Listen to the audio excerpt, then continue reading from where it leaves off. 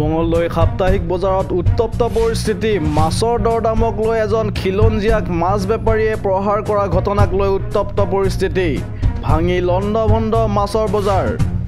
ইহঁতক লাঠি দি ইমানকে মাৰিছে, গোটাই কেইটা আহি মাৰিছে। জানেনে আপোনালোকে এইটো অসমত ৰেগুলাৰ কিয় হৈ আছে? ৰেগুলাৰ কিয় হৈ থাকে? আপুনি পৰহিৰ কথা চাওক, চিপাঝাৰৰ এম্বুলেন্স 108ৰ ড্ৰাইভাৰে তাতে আমাৰ পেচেণ্ট দিছে, জেলত গৈছে, কোনো আৱাজ নাই। এইটো সদায় হ'ব নোৱাৰে। আমি খালি হিন্দু মানুহ দিমাগত কাম কৰো কাৰণে যে আমি পাগলা হ'ব লাগে, চব পাগলা হৈ যাব। আৰম্ভ কৰিম, কোনো ৰক্ষা নহব ইয়াতে।